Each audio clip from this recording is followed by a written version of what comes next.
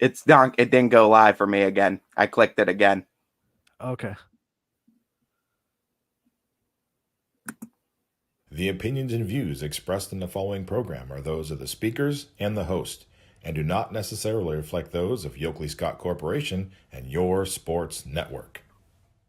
Yeah, I've been closer to Jesus before, so can you help me out?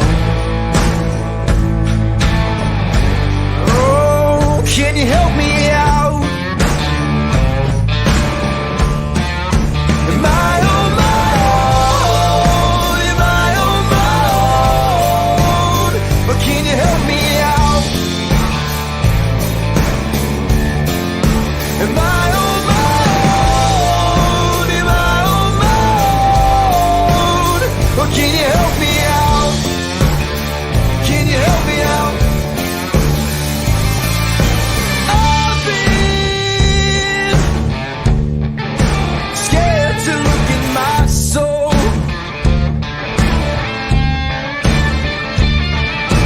I've been afraid I would follow the road. Yeah, afraid of the things I've been told. Hello, everybody. Welcome into Running Point. Having some issues on a Friday. I don't. Ty's like, ooh. You So- just blew my mind too, Ant, because Were we live? we weren't. There's no way we were. I mean, I clicked the go live button, and it was giving me the spinning gray wheel of death. I noticed a couple minutes in, but how we got a comment if we weren't live? That baffles me.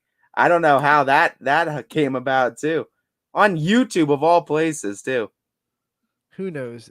Welcome to our Friday. If you're joining us like 10 minutes before the show, as you can tell, I have no lights in here. I'm doing just on window lighting. If it gets cloudy, I'm a hosed. My power's out, so we're just kind It's of running been- with it. It's been a day. That StreamYard happened like didn't want 10 to minutes start. before the show started.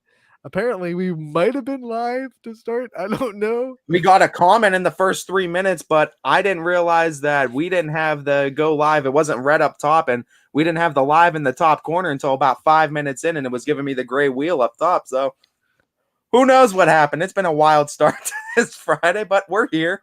And Welcome to Friday. TGIF, I guess, for sure. After this, we'll get a well-deserved 2-day break. And so I guess we'll just go as if we weren't live, even though we somehow got a comment. This is Running Point Friday edition. I guess we want to lead off the show by saying congratulations to Niles baseball head coach Michael Guarnieri.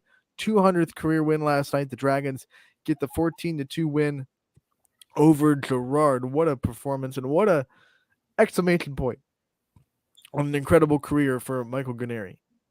absolutely. And I mean, what he's done for that Niles baseball program is second to none. And that's what you love to see, longevity in those programs, and guys and girls that really care about the programs too. And we see so many great men and women of this area that step into these coaching roles, and they do phenomenal jobs with it. And they're really able to create something special.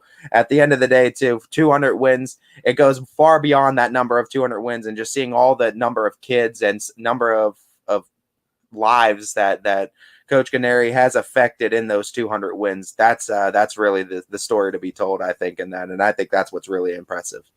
Niles wins 14-2 over Gerard. Some of the big names that led them. Colton Christopher had a big game for the Dragons. He went 3 for 5, 3 RBI, 3 runs scored. Zach Masick also had a great day at the plate. He went 4 for 5 with an RBI. Gerard's offense, only 2 hits allowed. Niles' defense and pitching really on fire. It was Andrew Hoffman that pitched 4 innings for the Dragons, and he gave up no runs, 2 hits, and struck out 3. The only hits of the day for Gerard, Evan Ward went 1 for 2 with a run scored, and Case and Lipka went 1 for 2 as well. So, tough day at the office for Gerard, 10-6 in the first matchup, and then the pitching got a little bit better for Niles, 14-2. I believe Niles finishes that sweep of the Gerard Indians to open NE8 play. Yeah, and that's a great win for them to open up in the NE8. And you know what? It's an NE8 that's going to be, I think, really interesting this year. I think there's a few teams that can really, I think make a run at it, because with all the seniors that were, I consider them important seniors inside that conference that are no longer there. They've all gone on to play at the next level, or a majority of them have at least. Now you got to deal with I think is kind of a wide open conference, or the most wide open it's probably been in the last few years. Yeah, and you'll look at it and man, Poland's still going to be there. You had a chance to see them last night. They're still going to be good. Struthers and Lakeview put on a show both nights. I mean, they were just slugging it out. Their offenses both look fine. They're going to give pitching staffs problems all season. Then you got South Range, who we've only seen once so far this year. They beat Jefferson last night pretty handedly. And then you throw Niles into the mix. I don't really know how this NE8's going to shake up. I mean, South Range has some question marks. Billy Skirpak's going to be a great player, like Steve Leslie said yesterday, but they're still replacing Trey Pancake. And they're still replacing some other players that went on after last year. Coach Hannick's great. And if we learned anything from basketball season when we were questioning NE8 hierarchy, one of the things you don't question is great coaching. So I'm still sitting on the realm of until someone proves it. It's Raiders and Poland top dog.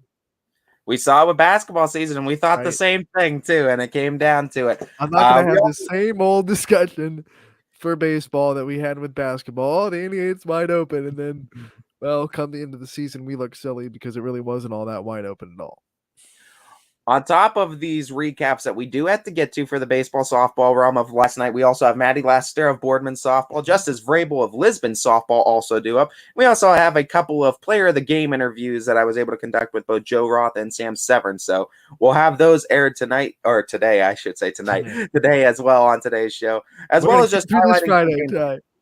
We still got games that are on the docket, I think, for at least tomorrow, and we might still have some on the docket for today as well. Yeah, tomorrow for sure. Today, they're starting to drop a little bit. We'll get you updates on all the first four games that are canceled, games that are postponed and happening a little bit later. But as Ty said, at 12:15, we'll talk to Maddie Lester, and then at 12:30, we'll talk to Justice Vrabel, Boardman softball and Lisbon softball, respectively. And then we also have post-game press conferences to get with. You did a great job with Fitch last night. Baseball team 5-0 win over Poland. It was a shutout. Joe Roth pitched like we know Joe Roth can, and their offense kind of came up in the clutch too. Talk about that game, what you saw, what impressed you so much about the Falcons. And this is a Poland team that scored 9 the night before, and still Fitch was able to just put them in knots. I mean, it starts and ends, I think, on the mound. And I mean, that's why you got to give player of the game to Joe Roth. And that's why you're going to be able to hear that player of the game interview we were able to conduct with him. 15 strikeouts on a mound, 7 innings pitched. I mean, no earned runs, 1 walk, I think 3 hits, 4 hits. Let me get the exact number on that for you real quick. I think it was 3 hits. Yeah. 4 hits, 4 hits, 1 walk, no earned runs, 15 strikeouts. Like, that's just dominance on the mound. And to do that back-to-back after what we just saw Jake Coral do, and technically now Joe Roth got the win 2 days ago because he came in to pitch that inning of relief, and they won it that inning, and then he won today. So he won in back-to-back days. So already off to 2-0 on the season. But no, I mean, in all good fun between Jake Coral and Joe Roth, Fitch has a nice 1-2 combination this year, and they're going to have to, I think, ride that combination and hoping that some other pitchers, some of these new faces, start making some noise. And on top of that, too, he did all that on the defensive side. He also smacked one straight away dead center. I've seen very few home runs hit at Richard L. Coppola Field in Austintown because there's the structure of the ballpark. It's a big baseball field. It's a big outfield. You got to put some shots into it. It's got to be a moonshot to get out of there, and let alone to straightaway dead center. That's a big part of that ballpark. And he cleared that fence, took the jet stream all the way there, and got a solo shot as well. So you take a trip around the bases on the offense, and you pitch a shutout with 15 Ks on the mound. Hard not to give you player of the game. It was definitely a performance that we were impressed by. Another performance to open up the season that we're impressed by. Maddie Lester and the Boardman Spartans, they get the win last night 6-1 over Gerard to open the season. We're going to be joined by Maddie on Running Point. Maddie, thank you so much. for taking the time to join us. Thank you for having me. Let's go over this game last night too. I mean, great start to the season, able to get that opening victory. Just talk to me about the feeling of getting back out there on the softball field and just the excitement of getting out there again this season. Honestly, it was great. I was so glad to be back outside, just let alone being on dirt instead of like a gym floor. And being outside was awesome. It was our last senior home game, so it was really nice. I think that we did very well for our first game, and I'm ready to have a season to keep playing.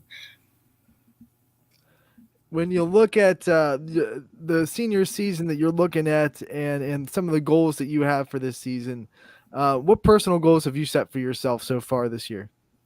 I would love to make it as far as we possibly can this year. I think that we have a very strong lineup. We have an incredible defense. I'm really excited to just have my last senior year. I want to have fun. Like, I want it to just be a lot of fun for everybody. I mean, in all seriousness, though, this was a victory too, and it's all good fun to get a victory to start the season. What were some things, being just one of the leaders of this team, that you're telling some of the younger girls that are going through their first opening day at a varsity level too? A big part of it is don't be nervous. Don't let it get to you. Like, you've been playing softball since almost all of us were little kids. Just because it's a first game, like, don't let it get in your head. You really just got to still enjoy it. You want to have a lot of fun. You want to have the best time out there. Don't get in your head, because then you start getting nervous. Things start getting to you. We all play as a team, so whatever happens, it's as a team. All right, Maddie, let's talk about your mindset in the circle for your senior year. Talk about what it's like kind of stepping in there, knowing that every time you do, it's kind of like the last time you play this team, last time you go up against this lineup. What's it like kind of knowing that everything you do is going to be the last time you do it? It's sad, but I mean, I love this sport. I want to play as long as I can. I'm going to college for softball, so I'm kind of using this as still building, still getting stronger, still getting better. Still play your hardest every time you go out there and enjoy every game you can, because it really does go by so fast. Like, it's crazy that it's senior year already. Wanted to give you that chance to break the news too. Why don't you let everyone know that may not know where you're going to be playing at the next level too, and where they could catch you after this I'm committed to CalU, California University in Pennsylvania. I'm really excited about it. A lot to be excited about with that too. I mean, we got to ask too. I mean, CalU, I feel like it's a pretty easy choice to go out west, but I mean, what made it so easy for you to choose Pennsylvania tie? Well, a really big part of it is my family is so huge in supporting me, and my coaches. Like, I don't want to be too far away. I don't want to leave. I want to be able to still come home and see my family. I don't know. I don't want it to be like super long periods of time where I don't get to see them, and they come to everything. They're so supportive. So I still want to have that chance to be able to see them all the time. And I also really like the coaches there. They're really cool. They're really fun. I love the campus. I even did an overnight with the team, and it was a lot of fun. It just kind of felt like home to me. That's why the CalU of Pennsylvania is so important. So we know that we're not going all the way out west, and you're not going all the way to the beach. Although in days like today, it might be nice to be going somewhere where you're at the beach. Yeah, right. Well, our spring break, we'll be doing that this year. Let's talk about this trip that you're going to go on for spring break, and how excited you are to do it. I know it's been a minute, like you couldn't do it last year because of the craziness and everything. And obviously 2020, you didn't even play. So what's it like to kind of get back to this team bonding exercise and to get to travel with your team and go play in the beach? I think it's awesome. I think it is so much fun. And a huge part of this is the amount of seniors we have. And we've all kind of grown up together. We've been playing softball since, again, we were little kids. A lot of us played at BCB together, and we've just grown up. And to be able to bond and have this senior year together, and now we get to have this trip together where we'll be together for a whole week, all day, and we get to travel. And we travel to a bunch of different high schools while we're down in Florida, actually. So that'll be a lot of fun for us, too. Getting some love from some coaches in the AAC, as you can see in the comments there. Stephen Ward says, congratulations on the first win. Thank you. Competing in this AAC too. I think there's no doubt that you guys bring a very good team in this year. Talk to me just about the excitement of having as many seniors as you do on this squad. Doesn't feel like this happens too often in the softball realm. It definitely doesn't. Like in my past 3 years before this, we've never had that many seniors. So I almost feel like it's a big advantage. Like we've played together 4 years now. I feel like we've built that bond, that connection, those strengths. Like we just understand each other, and we've all been playing in the field this whole time for a long time now. It's not like we're kind of starting over yet. Maddie, gotta ask, because you're just as good of a hitter as you are a pitcher. What do you enjoy more, a big time strikeout, or you come to the plate, big situation, and it's a home run over the fence, and you get to round those? That is such a hard question, because I feel like it's whatever you need more in this situation. Because sometimes, say like it could be a walk off, that could be the best moment of the game, or say you have the tying and winning run on bases, and you get that third strikeout. Like I feel like that's just as important, just as valuable. And you're someone that could do both in the same game. So. Yeah, I like the pressure. I really like asking this question to a lot of these players that have kind of gone through that. And you mentioned, and we've mentioned the 2020 season and not having that season to play into. And your class and only a few select group will have that experience as something unique to them and unique to their high school experience. So talk to me during that time, what you kind of did to try to stay motivated too, and how you kind of adjusted trying to be a leader and adjusted trying to, keep yourself in the softball realm while there's no softball going on. A big part of it was I would just ask my mom, hey, can we go hit at my building? Or, hey, who wants to go outside and just play catch for a bit? A lot of it too was travel was still taking place. Travel was still normal. It felt like the only normal part of COVID, which I was so thankful for, because I would have lost my mind without anything. But a big part of it was just I still kept my head in the game. I still was staying active with the sport, and I didn't let it get to me. It really sucked not having a season. That was really sad. It was devastating. And it's really hard to lose a whole year and have to come back and recover, but I feel like we're doing very well with it. I feel like our preseason and our practices were going great, and I'm very excited to recover from it. I think we're going to have a great year this season. Maddie, who have been some of your role models in this long softball journey that you've had playing since you were little? I'm sure you've looked up to a lot of people in that span of time. If you had to pick out some people that have really stuck out as role models for you throughout the journey, what names come to mind? Like players or anybody? You can pick anybody you want. Maybe my coaches. I feel like a lot of the time you might lose confidence in yourself, and you start getting in your head, things don't go your way. And to have a coach come up to you and tell you hey, it happens, it's just a game. You just got to move on. You got to keep working, and there's always the next chance. You have a bad at bat, you got to move on. You throw a bad pitch. I'm always told you, short-term memory, you got to move on. And a lot of those people would be Bob Smith and Marco Marinucci and Fred Moots, Dave Matz, my own family. My parents are a huge part in that too. My grandpa was actually the first person that started catching me when I was 10 years old.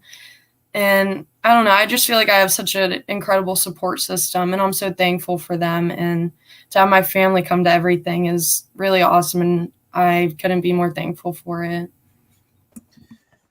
I gotta ask this too. Just looking at this season and looking at what you've been able to accomplish, what are some things that you've taken from your coaches that you find yourself using in maybe your day-to-day life? And maybe something they're coaching you on the softball field, or maybe a saying that they're telling you. Do you find yourself translating that softball coaching into your actual day-to-day life? I do feel like softball has built onto a big part of my life. Softball's a lot more it's not just a physical game. It's a lot mentally. It's a lot of just keeping out of your head and really focusing on the goal. You can't let certain things hold you back. And I feel like it has made me a much stronger person mentally as well. I feel like it's really helped me build a lot of relationships and lifelong friendships with a lot of teammates and players. Being surrounded by softball my whole life it's really built like a characteristic. It builds a personality. Maddie, you got any softball superstitions that you have to stick to in that circle, or it's gonna throw off your whole routine? I'm not too crazy about that. A big thing for travel is we always step on third base. It's like on my team with Bob Smith, we all step on third base, and it's kind of a thing saying I will give 100%. I will do my best. Like, I will be here for my team. It's not so much like personal. It's like a team thing. Like, I will fight for everybody here. I gotta ask you too, when you're in that circle, I mean, there's no doubt in the realm of softball that everything depends on you. I mean, the game, it all flows through you. When there's those moments, and we talked about it, runners at second and third, game tying run, game winning run, whatever, getting those big strikeouts. What are some things you're doing to kind of compose yourself too and stay within that moment and keep yourself, not let that, I guess, moment. Yeah. I mean, like, you talk about superstitions. It might not totally be a superstition, but it's almost a walkthrough. Like, walking to the end of the circle, just trying to calm down. Like, do not get in your head. Like, don't let it get to you. I almost thrive off of the pressure. I almost feel like it makes me do better.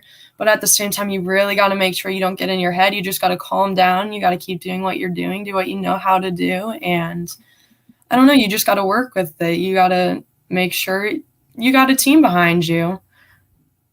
Maddie, we're so glad that you were able to join us today and talk about this senior season, last ride here in Boardman. We know you're going to make it special. Yeah. We can't wait to cover you all year, and we know that we'll talk to you again real soon. Awesome. Thank you so much for having me.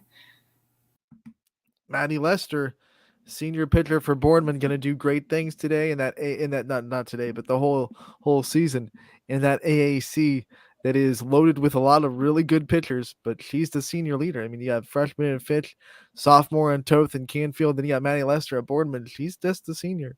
So she's like the grandma of the AAC pitchers. I don't think she's going to take that. This is how it's done, guys. This is how it's done. Wagging the finger a little bit, telling everybody this is the plan. And Boardman's gonna be fun to watch this year, because I mean, you don't see this many seniors on squads often, and with how many that Boardman has and how many they're bringing to the table, there's a difference when you're fielding a lot of 17 and 18-year-olds and you have that much experience taking the diamond. It definitely makes all the difference, especially in conference play. And that's what I'm excited for, is those battles between your Boardman and praise from Coach Moots. Hardest working kid I have ever coached, and he's coached a lot of people. Yeah, that's no doubt. That's high praise from the coach himself, Coach Moots, about his senior leader, Maddie Lester. We're going to be joined by another senior leader any minute now. Justice Frabel from Lisbon will be joining us on Running Point. And she's the senior leader of Lisbon, who is one of the favorites in the EOAC this year. There's a lot of good pitchers inside the circle of softball this year, and there's a lot of talent that is going to be committed to the next level. We talked to a pitcher last time, and Maddie can hit too, but now we're coming up on an absolute just power bat. Like, in the lineup, watch out, Justice Frabel's coming up.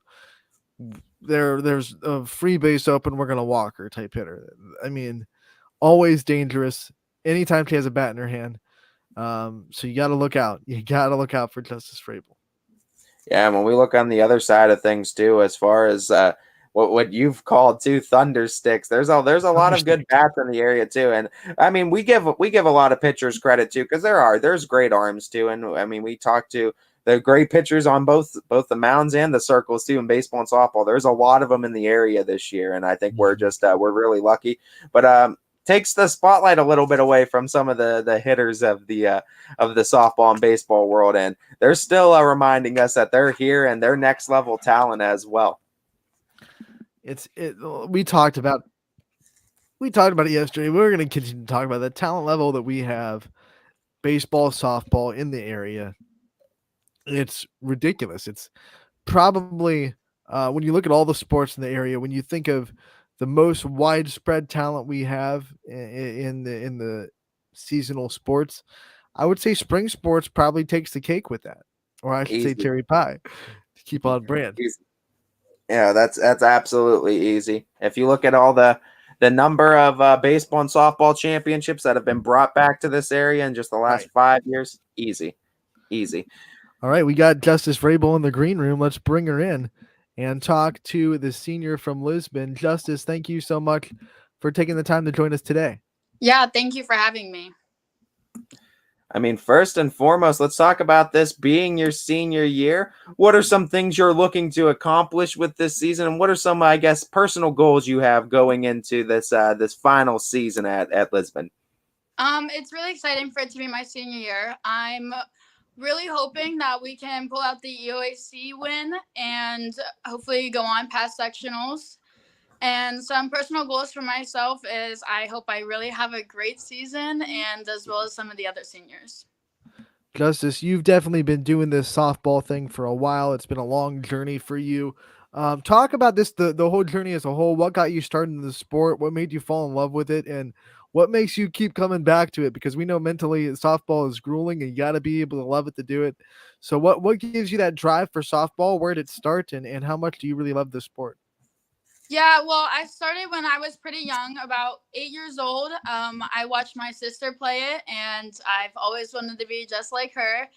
And I've played travel for a really long time, and it's a really hard sport. It's a sport of failure. So when you succeed, it makes you love it even more. What are some things you're telling some of your younger teammates on opening day not to let that kind of moment get too big for them, and to get those opening day jitters loose? Yeah, well, we have the coaches, we have the players, we have the talent there, and when I don't know, when you start off like that, we just have to come together, and it's hard. The first couple of games, they're always not that good, but we'll come around to it. Yeah, just to reiterate, you had you opened the season last night against the really hungry United team, and you took one. Like you said, it's a game of failure, and it was one of those games that just didn't go your way.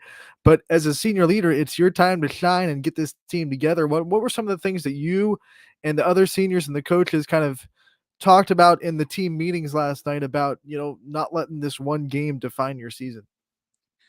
Yeah, we talked about how we'll have to bounce back. We kept up with great attitudes. That was a good thing for us, and it was a rough start. But whenever that happens, you got to look past it, and you just got to look forward to the next game. And there's nothing you can do after the game's over. What are some things you do to personally compose yourself when you're in that box facing maybe a really good pitcher too that has some heat or has some really good breaking stuff? What are you doing to kind of compose yourself and stay within the moment? I tell myself that you got to keep it simple, because if I try to overswing or think I get all in my head, it doesn't go well for me. So as long as I just tell myself got to keep it simple and just do what I know what I can do and keep it my best, then that's all I think about. Justice, you've hit a lot of home runs in your career, and I gotta ask you to take us to the mindset around those bases and what the feeling's like from your perspective when you get a hold of one and you know that you get to take that little bit slow jog around the bases for a home run. Oh, it's so awesome. It's one of the best feelings in the world. And then when I get around the third and I just get to give my coaches a high five and all the girls are so excited at home plate, it's a feeling you can't top. It really is.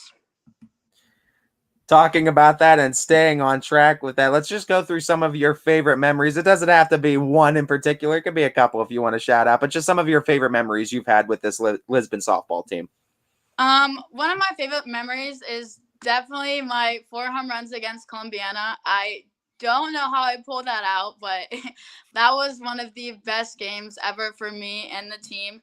And it was a close game as well. So even knowing that it wasn't just a game blown out of the water and that it was a close game and without those home runs, it's just such a great feeling. And then last year when we beat Columbiana and we had that home run and then the walk-off hit, just one of the best games to play.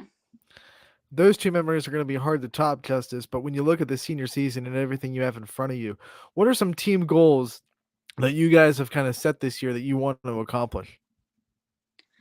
We want to be like whole as a team, and we're a new team. We lost a lot of girls, so we're trying to stay positive and show the talent that we have. We want the EOAC title. I know a lot of me and the other senior girls have talked about it. That's one of our biggest goals, but that, and then going as far as we possibly can in the season. And we just want to really experience our senior year and have fun with it. I think it's no doubt in the last just few seasons, the support that Lisbon community gives its athletes, its student athletes, is it's really heartwarming. Talk to me a little bit about what it's like to just play for this Lisbon community and what it means to you to have this be the high school, and what are some things you want to be remembered by in this Lisbon community? Lisbon, they're such an amazing community. They do so much for the team. Other than just like in the practice and stuff, we'll have team dinners and we'll get together and just all be together. And everyone's there to support you. We always have so many fans that come to our games and want to be there and support us. And yeah, it's just a really good community and one of the best schools to possibly be at, in my opinion. Justice, we talked about you starting this journey when you were 8 with softball. Who have been some of your role models along this journey that you've looked up to as you continue your softball career? One of my biggest role models has to be my sister, seeing all the things that she's accomplished, how she got to go on and play in college. And she's always just been the biggest role model for me. And there's no one that could really ever top that for me. Pair that with some more. I want to give you a chance to shout out some of your support system and those fans that have been in there in the stands for you, and maybe some family members or just some people that have been there with you every step of the way throughout this ride.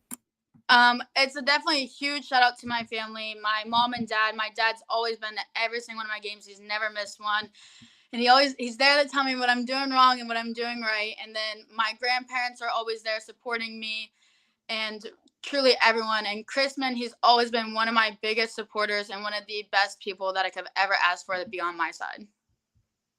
All right, before we let you go, we know one of the things that makes softball so unique are the sounds that you hear in the dugout, the cheers that you guys do.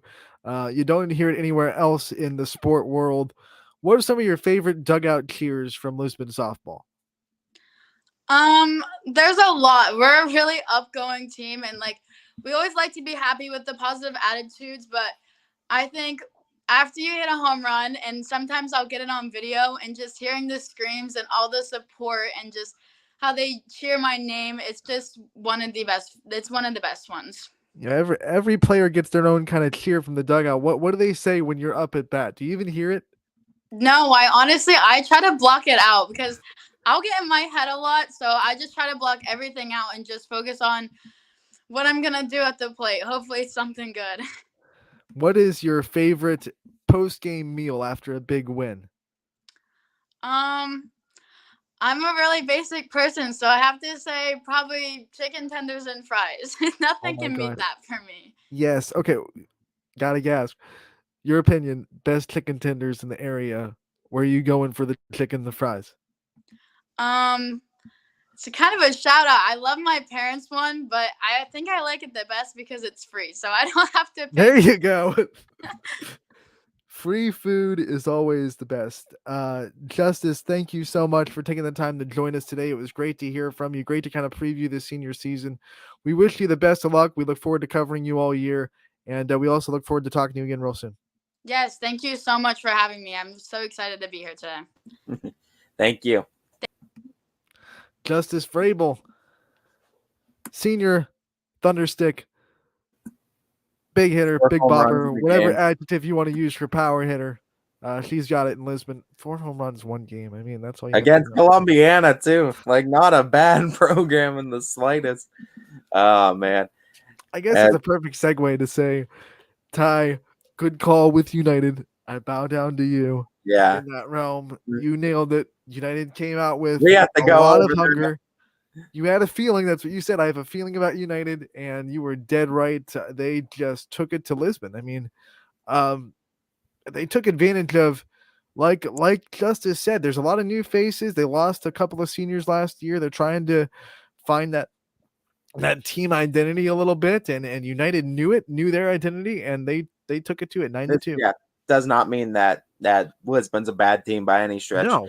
I mean, I've seen a lot of teams take a first loss or a first couple games and lose them and have some of the best seasons of their entire career too. So there's no doubt that this cannot define their season, and if they let it, then that's just gonna be downhill. But I don't think they will. They have great coaching. They have great senior leaders there. I think Lisbon will be able to bounce back rather easily.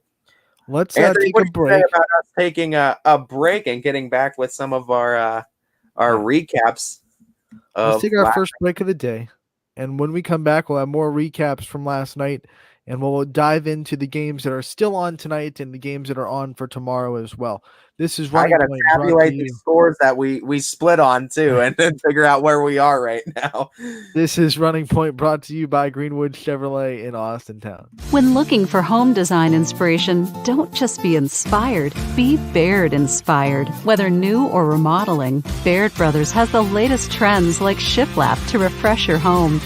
Go from inspiration to installation with our wide selection of in-stock American hardwoods.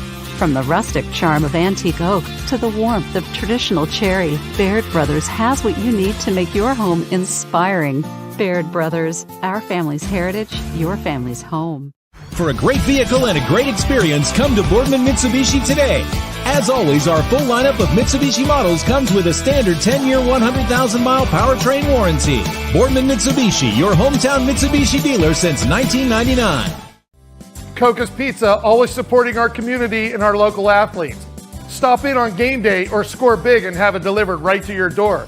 Check out our daily specials at cocaspizza.com. That's Coca's Pizza, we serve it hot. At Hubbard Chevrolet, Hubbard can help you get the financing you need regardless of your situation. I'm Tony Page, and I've helped thousands of customers in Northeast Ohio and Western Pennsylvania buy a vehicle. Visit HubbardChevy.com to get pre-approved. Remember, folks, Hubbard can help.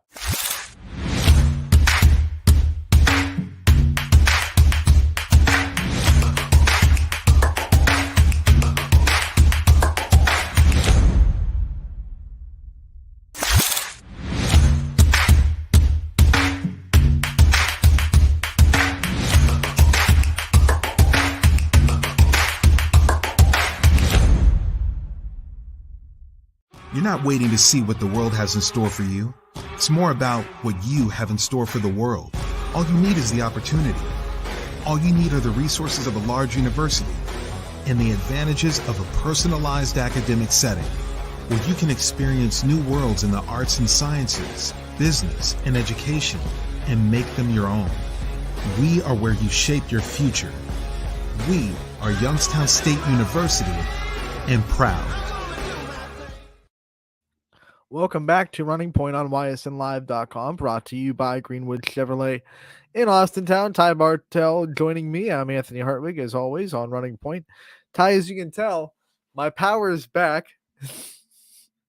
It came back on midway through that Matty Lester interview. That's why I was like, oh, So what I'm going to do real quick is I'm going to give you the reins, and I'm going to switch from my home Wi-Fi off my hotspot so I don't keep using up our hotspot data. So I'll be right back. You take the reins, do some recaps for the wonderful audience, and don't do anything. Don't do anything I wouldn't do. Yeah. Well, now that Anthony's left me the keys to the kingdom. No, we're going to go into the Fitch recaps like we were saying. Sam Severn and Joe Roth are both the players of the game last night for the Fitch Falcons softball and baseball teams. We already got a chance to talk about the baseball team, so we'll go into this one real quick, finish this recap. Joe Roth pitching that gem of a game. He had 15 strikeouts, no earned runs allowed, 4 hits, 1 walk, and 7 innings pitched. And, I mean, he took the first time through the order and sent him down 1, 2, 3 all the way through the first 9, struck out 5 of the first 6. I mean, just was off to a tear. Then he also cranked one to straightaway dead center in Richard L. Coppola Field, which is a pretty big ballpark too. So I had a chance to catch up with player of the game, senior Joe Roth, and future Akron Zip commit.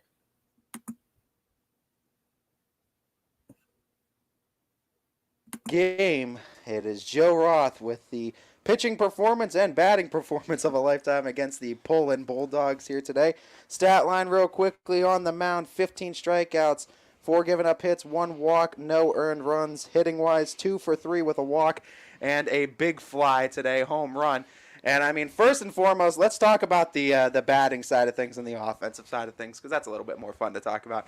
That home run, make no mistake about it, Joe. And I mean, I haven't seen many hit in this ballpark, but not many hit straight away to dead center, that's for sure.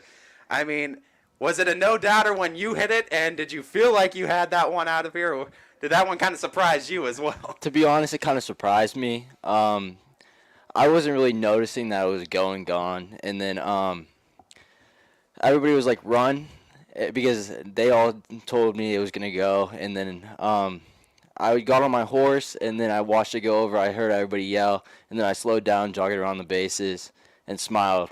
How was that to add to your senior memory collection as a Falcon for that one? It's great, especially because it's in the second game. That means we're off to a great start already. We're 2-0, so that means a lot to us, because I think it made us better as a team. That made just team bonding's the best for us, because we're all young.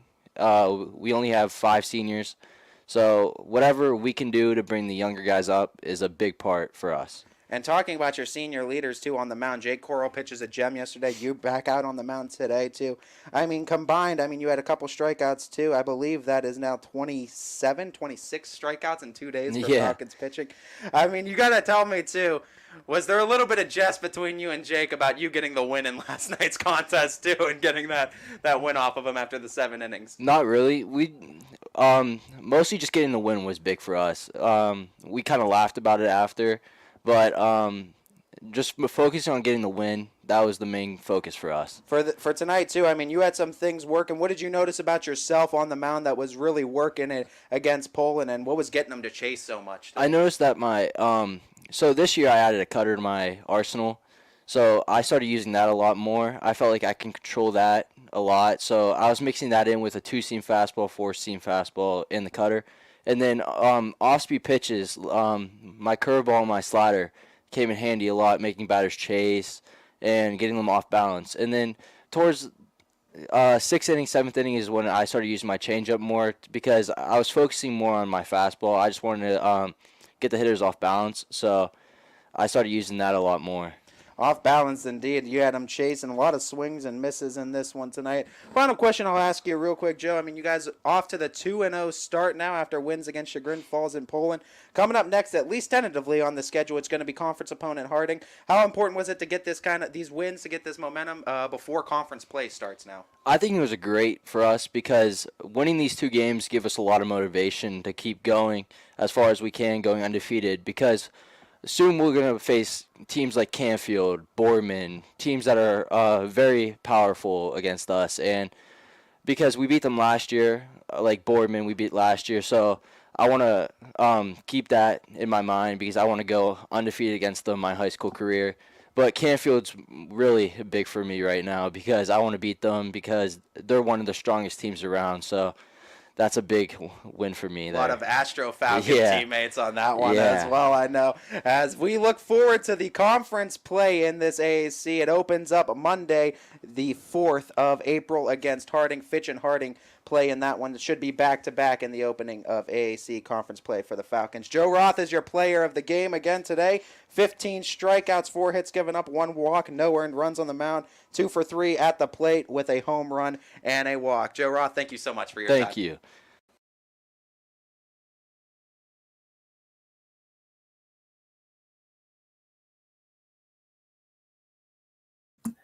That was Austintown Fitch Falcons senior Joe Roth. Pitched a gem of a game in last night's victory against the Poland Bulldogs. And right across the that cement pathway over there, across the way of Richard L. Coppola Field, lie the Lady Falcons and the Austintown Fitch Falcons softball team.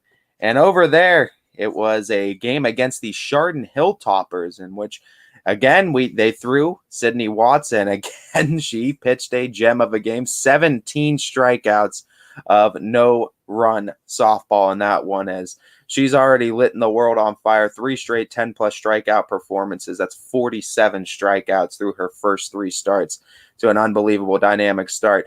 And it was a 7-0 win over there for Fitch against Chardon. Player of the game was Sam Severn, though, as she got 2 for 3 on the performance, 2 line drive singles, and she also scored 2 runs. And it's part of this underclassmen of Fitch that what I said too is they are dynamic, and there are so many girls on this team, freshmen and sophomores, that are hungry and they are ready to make an impact. So much so, too, talking with a lot of people inside the Austintown community, too, Ronald Ray being one of them, and just talking about these girls as far as the talent level, top down. And there's so many more girls that are waiting, too, in the 8th grade that are going to be coming up. That's just a lot to be excited for here. And so we're going to be looking at it, too. Wanted to go with it. You got, Sam Severn, Ayla Ray, and then Kylie Folkwine too is one that's in the lower ranks. Sydney Watts, Kalina Ray is another one that's in the lower ranks too. Morgan Roby. There's so many young girls too in this. They've won championships too. Eastern Nationals in 2017. USA Softball Eastern Nationals in 2017, which is a heck of an accomplishment for this team. And I mean, you have all these girls, all this talent level. You've already seen it too with Sydney Watts, what she can do on the mound. She's just a freshman. You have girls like Sam Severn. She's just a freshman. Ayla Ray's a sophomore. It's going to be a good softball team for some years to come. I also had a chance to catch up with Sam Severn and her first player of the game interview too. Of course, you could find both that Joe Roth story and this story on ysnlive.com. It's also been shared on our social page, as well as these interviews should be on our YouTube page as well. Well, without further ado, here is my interview with Sam Severn, player of the game last night against the Chardon Hilltoppers. 7-0 Falcons were victors in that one. With today's softball player of the game, Sammy Severn, 2 for 3 performance, 2 line drive singles, 2 runs scored against a very good Chardon Hilltoppers team. Fitch wins this one 7-0. Talk to me about the energy that was set from the tone against this very good team. And I mean, you guys pitched another gem on the mound, and what it was taking for you guys to get that offense started, because it seemed like you were the table setter today. Yeah, it really all comes down to the fact that we are a team and their support really gets me going. So when we're coming down to like the fact that we all have that energy that gives me the confidence to hit the ball, which after I hit, I mean, that's when everybody else starts hitting. That's when we all get the same type of energy. We all get we get out of our heads. We keep going. We keep building our strength together. Talk to me about the excitement of getting to play this season. We know you were on the basketball team, featured on it, but had your injuries throughout the season, so you didn't get as much playing time as maybe you'd like. Just talk to me about the excitement of getting to get out and get some swings and play some varsity time with this team this season. Yeah, well, I was really nervous for this season originally because I knew I was going to really have to work hard to get a spot on varsity.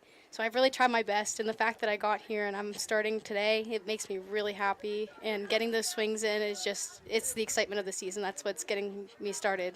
Talk to me about this freshman and sophomore group, because it seems like a lot of you guys are starting on this team, but a lot of you guys have this kind of chip on your shoulder and don't be a doubted mentality. Has that been something that you've always kind of carried through with you throughout your athletic career? And just talk to me about going from middle school to this one. What were some big adjustments for you? I mean, there was a lot of adjustments we had to take, especially from middle school to high school. I mean, our coaches are definitely giving us the chance to show ourselves, to prove that we can work hard to get where we are.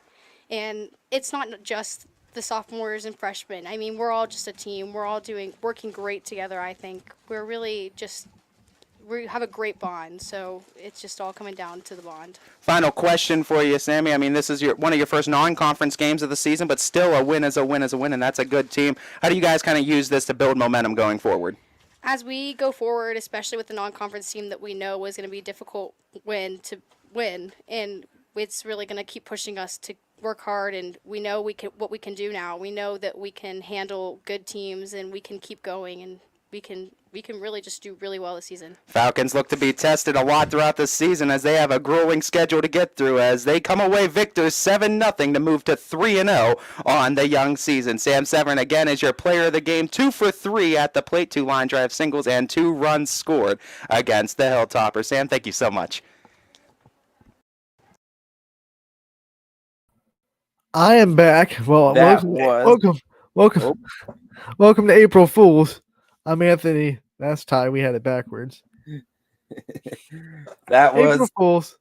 Austin Top Fitch Falcon freshman Sam Severn. Great interview too for her first time. I thought she did a phenomenal job too. So well spoken. And like I was talking about, I was just mentioning some of these girls in this photo that I was talking with Ronald Ray about, and just there's a lot of talent inside this softball, inside the youth leagues too, that are still 1 year away from coming up and 2 years away. But the team that they have now and the influx of youth that they've got, it's like it's infused an energy into this team. It feels like it's just at the start of the season.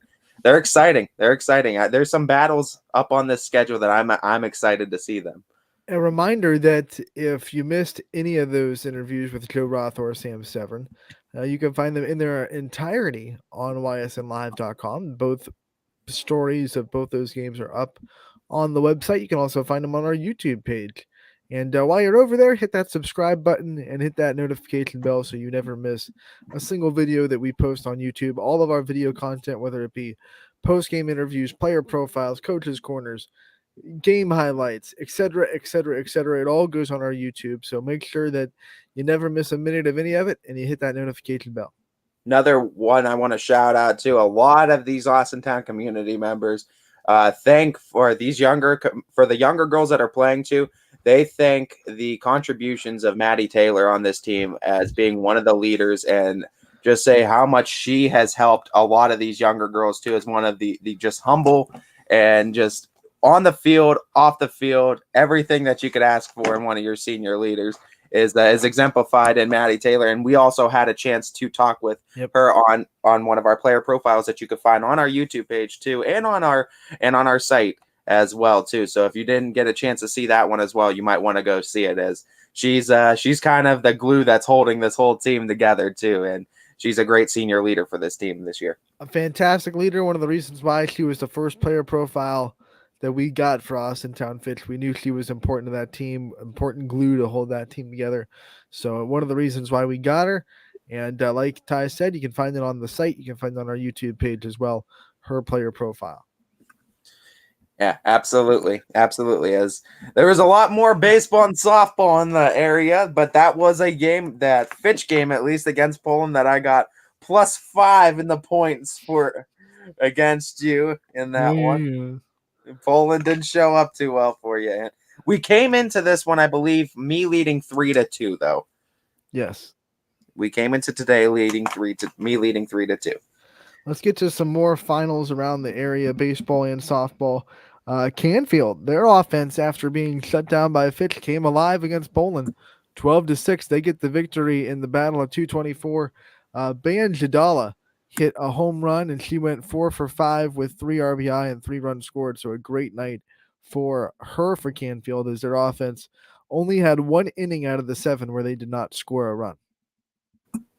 On top of that, too, you got to figure seeing Sydney Watts back-to-back days, and then if even the speed ticks down just a little bit, their bats are sped up now. They're quick and they're crisp, and I think it was not the right matchup Poland was looking for after Canfield had to go back-to-back days of facing Watts.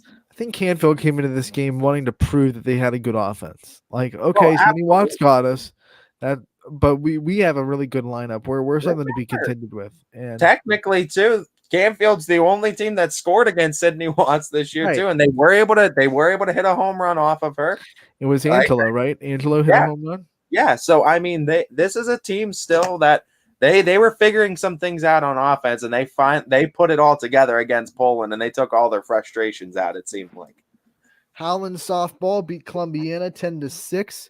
Big win for the Tigers to knock off a team that everyone expects to win their conference. Yeah, that's a nice win for the Howland Tigers, as Howland softball usually a pretty good program too, as a lot of the teams in the AAC are too. So there you go. Nice introduction for them.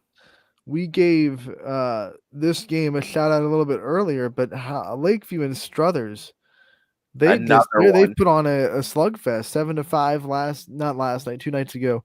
Last night, Lakeview gets to sweep 14-11. They get the win in an offensive gun show, and it Can we was. just get a 21 game series of Lakeview versus Struthers this season? If you I'll like take offense, that. First to 11 wins, 21 game series. I'll take that. yeah, if you like offense, you'd love that for sure. Oh man, could you imagine a 21 game series just to get just ridiculous with baseball? How do you gotta plan out pitchers for 21 games? Maybe we're playing. Can you imagine? We're playing every game against the same others. We're just alternating home and away. That's all we're doing.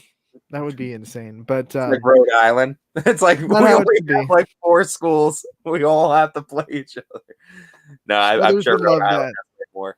Struthers would love that, but that's not what it intends to be. Back to Howland real quick. Got some stats. Alexia Spangler led the Tigers to victory in the circle. She went 4 innings, allowed 2 runs on 4 hits. She struck out 4 and did not walk a single batter.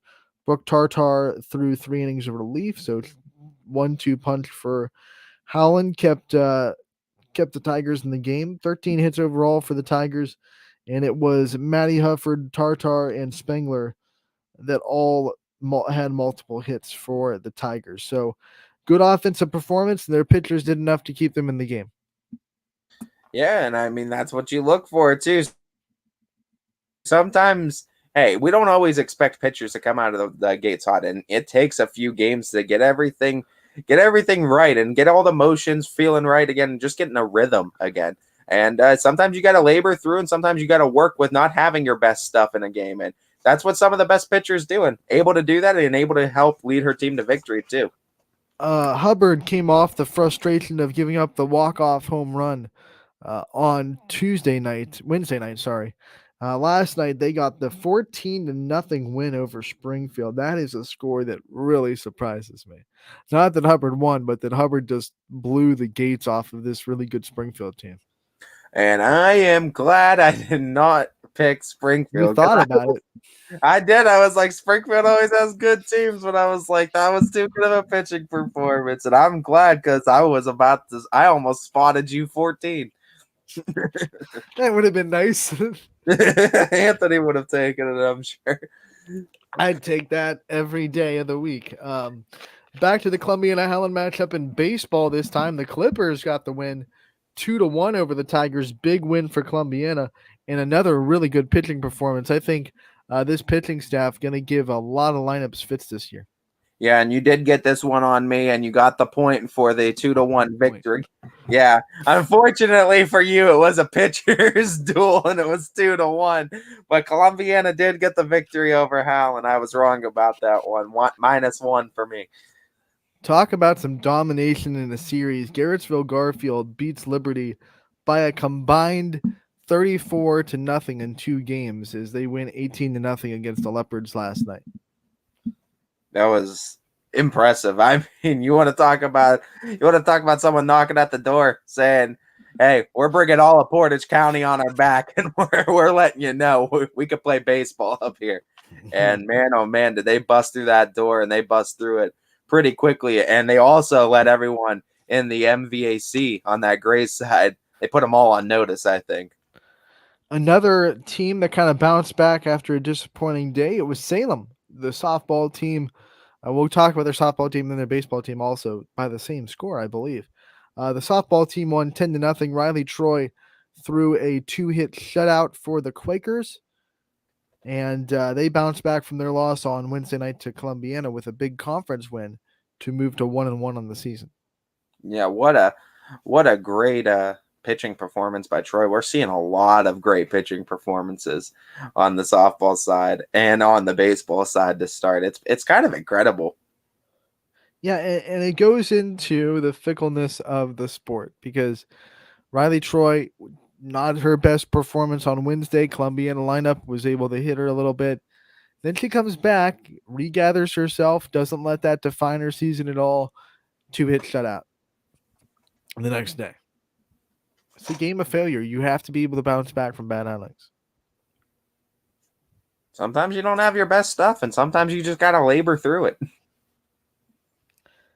Yeah, the baseball team won by the exact same score, 10-0 over Canton South, and that's coming off a 4-2 loss over Canton Like South. we said, we both called the Salem bounce back, and that's exactly what happened. And they let the Wildcats know, and they kept the Wildcats in check inside that conference too. And hey, the first Quaker Sam hat of the season, which is one of the best things on social media during baseball season, is the Quaker Sam hat that Salem Baseball puts up. We've missed it. Welcome back to its glorious return. And last night it went to Carson Rhodes, who went the distance on the mound and pitched a shutout. And of course, when you pitch a shutout, you get the Sam hat. Yeah, when you're just dominant on a mound, you get the Sam hat. You're flexing on him a little bit. One of the best traditions on social media of the spring sports season, and it finally gets to make its triumphant return as once again Salem Baseball gets the 10-0 win over Canton South. We move on. Jackson Milton Softball. They got the win over JFK to open the season 14-4. So the Blue Jays emphatically start their campaign with a big performance, both offense and defense. Yeah, nice win for the Blue Jays indeed. And I mean, both of us called this one as well too. And Chickalelli gets her team right. And man, oh man, it's a lot of those same girls we've seen on other teams, on other Blue Jay teams at least. You see your Kylie Wilsons, you see your Chickalellis. Like, I mean, they're all back and they're making noise again. One of those schools where remember Cheryl Weaver said it yesterday, some schools just have pure athletes and they just keep banging out athletes year in, year out. And Jackson Milton seems to be one of those smaller schools that always finds ways to get athletes into their programs. Yeah, absolutely. Softball's big there. So they win 14-4. Baseball last night between Jackson Milton and JFK was canceled. So no score for that matchup on the baseball diamond. So we stay with softball. Boardman got the win over Gerard 6-1 in their opening day victory. And Maddie Lester hit a home run and pitched the one run game to get the win. So pretty big day for Maddie Lester. Yeah, we just had her on too. And stay tuned to the ysnlive.com, just our website, and you'll probably be able to catch that player profile get reposted there, as well as our YouTube page. Caden Sutton pitched a no-hitter for Crestview as the Rebels win 1-0 over Newton Falls to open up the season. Like, that's the biggest mic drop ever. I'm going to open up the season with a high-pressure no-hitter. Offense isn't doing much. They scratch across a run. That's all I get, but that's all I need because you ain't touching this ball on me. I mean, that's just amazing. That's not like a lot of no-hitters you see that are like 14-0. It's like, okay, they're not high-pressure pitches. You can just be more aggressive. Caden Sutton no-hitter when every pitch could have been the game-tying home run. Awesome. Just nothing else you could say. Walked the tightrope and walked it perfectly, flawlessly, all the way across. Don't call her a circus performer. Some more baseball scores for you here as Crestview Baseball beat Newton Falls 12-1 on the day. Big win for the Rebels on both sides of the diamond. Yeah, and I mean, another win for the Rebels indeed. And they're off to a hot start, Crestview, doing what Crestview does. Mooney knocked off Springfield 12-9 to open up their season in a big win against a team that a lot of people have a lot of respect for. And how about this? Are the Mooney Cardinals the Springfield Tigers kryptonite? I mean, that's two sports back to back now on the boys' side, basketball and then baseball. That's a great win though for Mooney. And I mean, you got to remember when we were talking with Steve the other day, he told us Mooney, you got to watch out for him, dark horse team. That's a nice win to start the season. Urslan Baseball beat Western Reserve 17-0 in 5 innings. Wow. Nothing more you could say about that. That's just total domination from the Irish. Just Urslan flexing. Hubbard beat Warren Harding last night 7-6 to bounce back from their loss to Poland the night before. A lot of teams bouncing back to last night, Ty. From what I remember, I think that game got tied in the 6th too, that Hubbard Harding game, and someone took a lead in the 7th. Well, obviously it was Hubbard. Obviously, Hubbard took the lead in the 7th, but I think it might have been Harding that tied it in the 6th at 6-6, and then Hubbard won it. So a lot of drama in that game, and it sounded like it was a fun one all the way through. Good win for the Eagles, though. Look at this Heartland Christian. They beat Latonia 18-0 in 5 innings. They put up a big number on their first game of the season. Lions definitely roared on that one. 18-0. That's flexing. Champion completes the season sweep of Brookfield on the baseball diamond, 13-0. They get the win after their 8-3 win 2 days ago to get the season sweep of Brookfield. Yeah, Champion starting off the season hot too, and I mean that's against conference opponents. You start off 2-0. That's big wins. Our last baseball score of the day for last night. Lisbon beats United 7-4 on the baseball diamond. So Lisbon gets the big win on the baseball diamond. United gets the win on the softball field. Yep.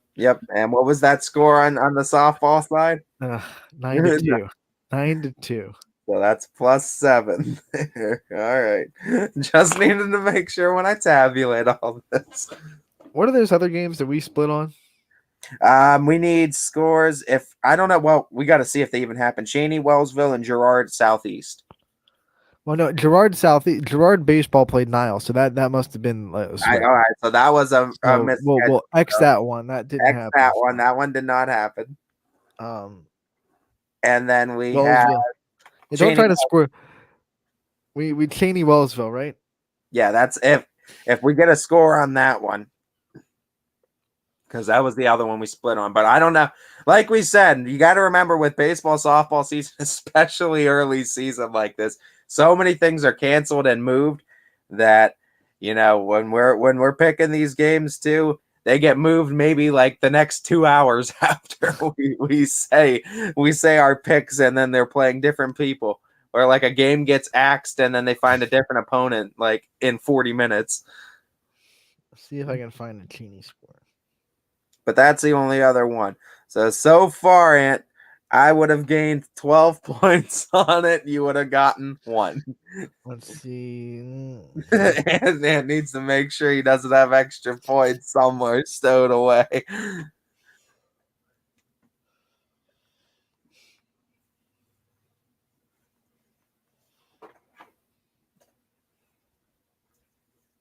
I also think we did Niles East softball, though. We did.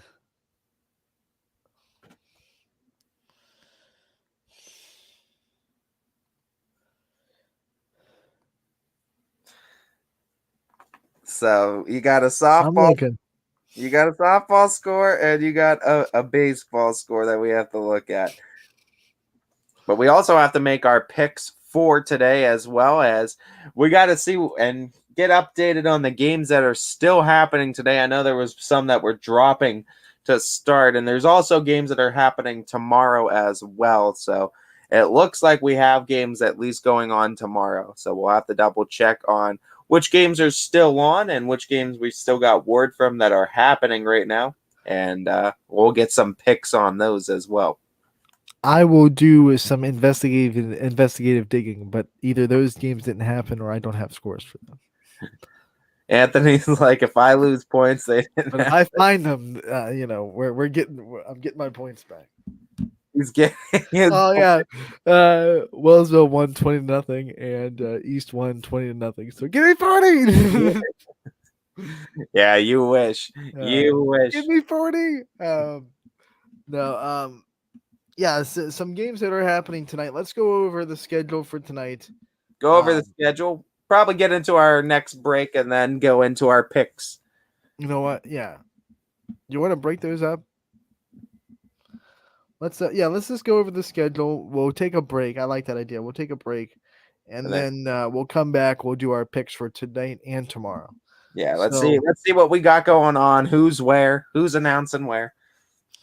Who's announcing where? So far, we still have 2 baseball games that are hanging on right now that are going to be on the network.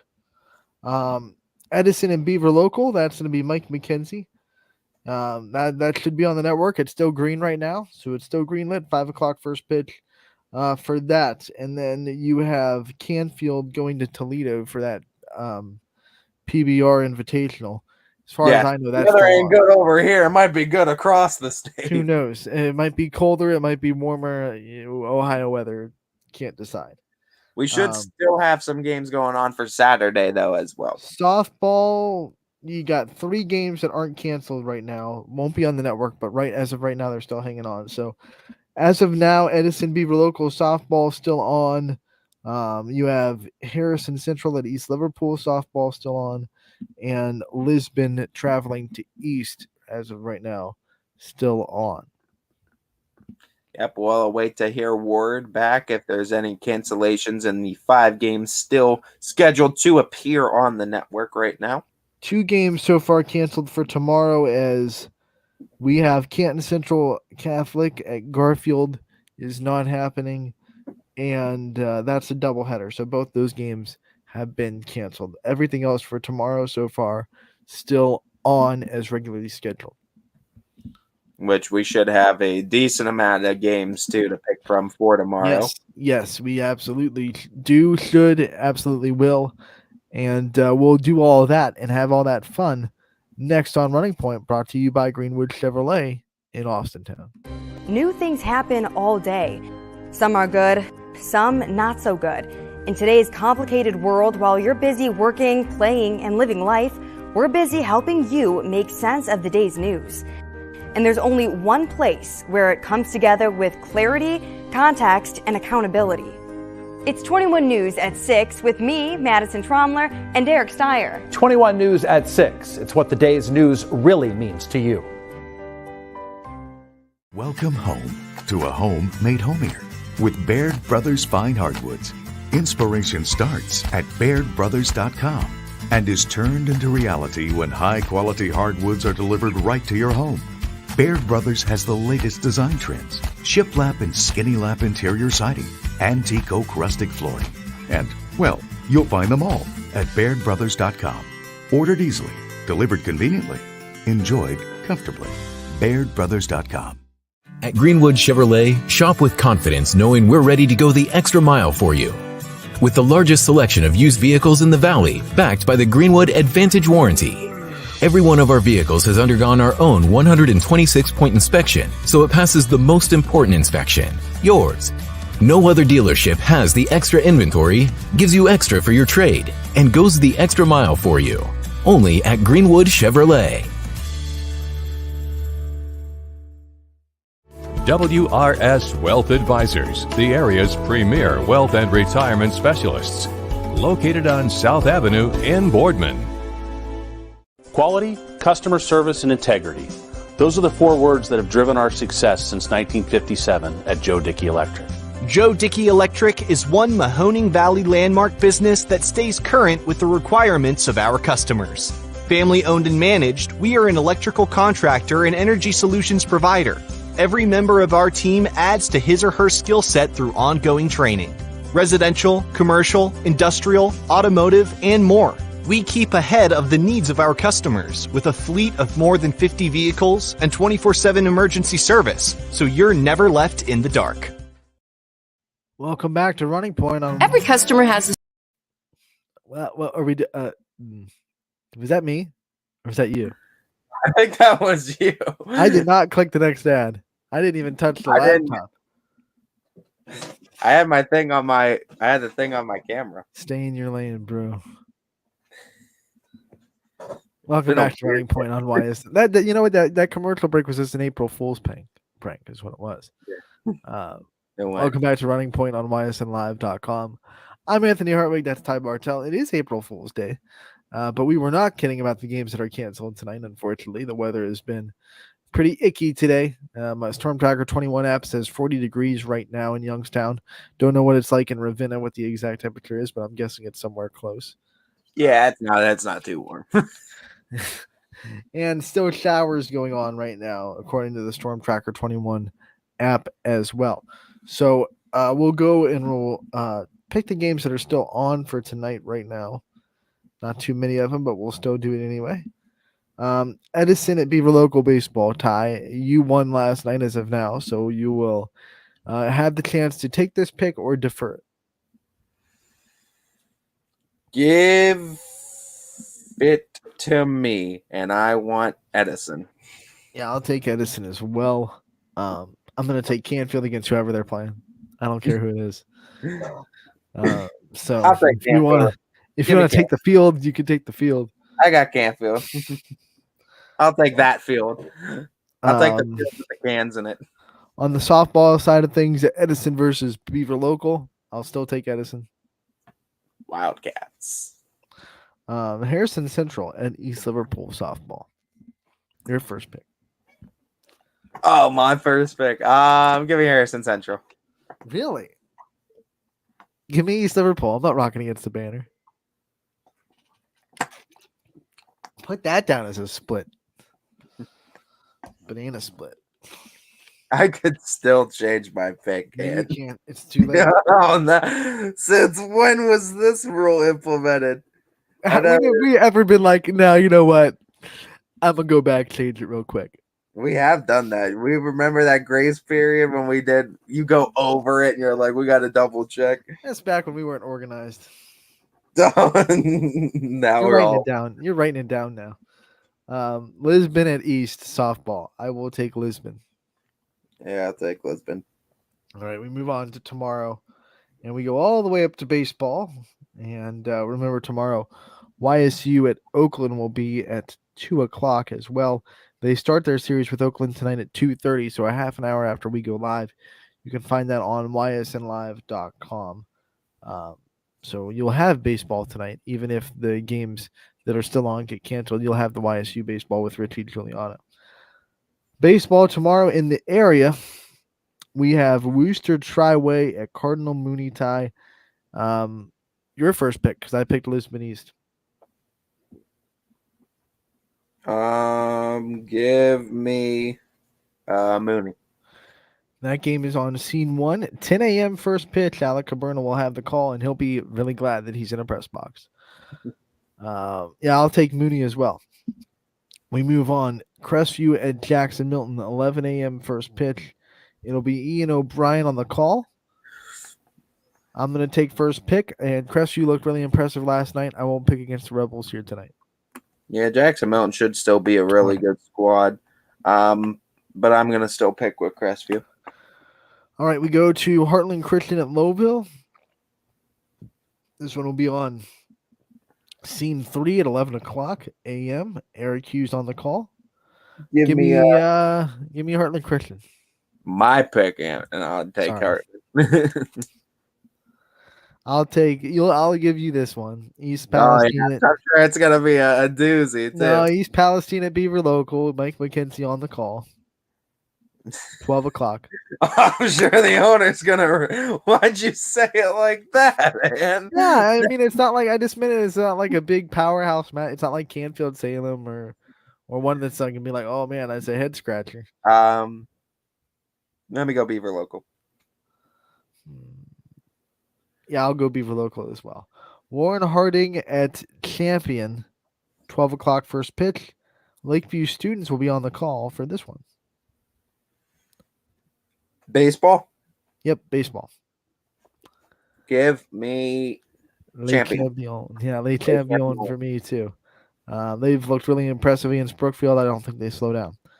Springfield has a matchup with Struthers at 1:45. Bob Zaney, you're going to be on the call for this one. Ty, it is my first pick, and I'll take Springfield. Struthers. I'll take Struthers. Springfield Struthers. I'll take Struthers. All right. We go to Cardinal Mooney again, has a doubleheader tomorrow. So after they play Worcester Triway, they will play at 3:00 on scene 1 against Waynedale, Apple Creek Waynedale. Alec Caberna will have the call on this one. And it is your first pick, Mooney against Waynedale. Screw it. Give me Mooney. Give me Mooney as well. Canfield will be in action again at Toledo. DJ will be on the clock at 2 o'clock. So that opponent is to be determined because it's all based on what happens tonight, if it happens tonight. So, not really easy to, we're not going to pick it. Canfield, no matter who they're playing. Canfield against the world. Really, legit. East Canton will be at Lisbon tomorrow. That's one not on the network, but is happening. 12 o'clock, first pitch. Once again, we're still in baseball. I don't know a whole lot about what East Canton has, honestly, in the baseball realm. Well, in that case, pick the banner. No, because I think you're trying to swerve me. I wouldn't. I am the guy that almost never picks against the banner. Yeah, you're always playing the villain. Except this one time. Except now, I'm stuck out. No, isn't it technically my first pick anyway? Since you picked Mooney first, and we didn't pick Canfield. I don't know. Yeah, I don't know. It is. You know what? I won't swerve you. I'm going to take Lisbon. So if you want to try to be squirrely and take East Canton, then you can. But I'm taking Lisbon. No, I'll take Lisbon as well. I don't know much about East Canton. Wellsville at Edison. CJ Schroeds maybe on the call. It's a yellow. 12 o'clock, first pitch. This is your first pick. Yeah. Who's home? Edison. Give me Edison. Give me Edison as well. Not going to pick against the Wildcats. They've looked impressive. Let's see. Next we have Mcdonald at Gerard baseball. 1 o'clock, first pitch. I'm going to pick Mcdonald. Yeah, I'll take Mcdonald as well. Why not?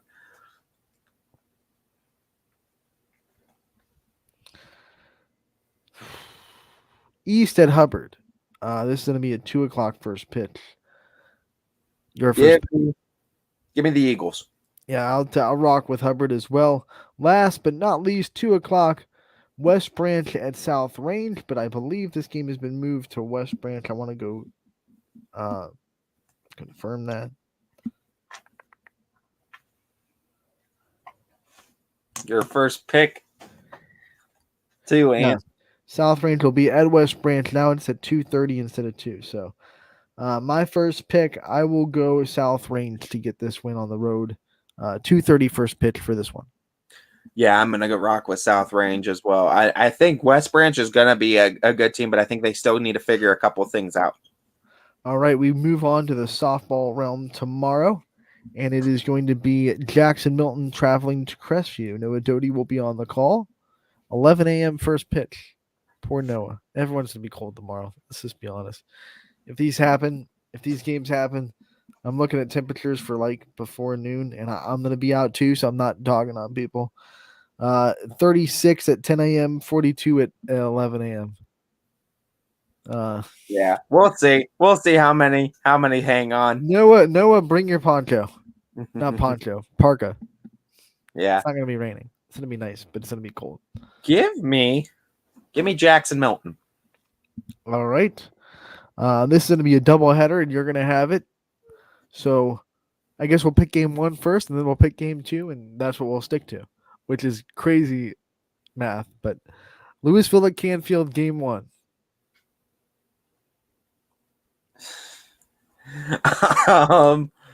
Well, I guess game 1, give me Canfield, and game 2, give me Louisville. Hey, it's my first pick for game 2. Nasty. I'll split with you on both. You're just gonna be that guy and just try. Let's see what happens. Let's see what happens. Louisville wins 1.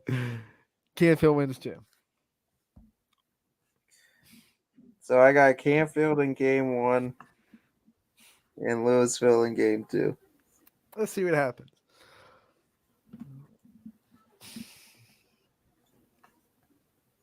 All right, I got him.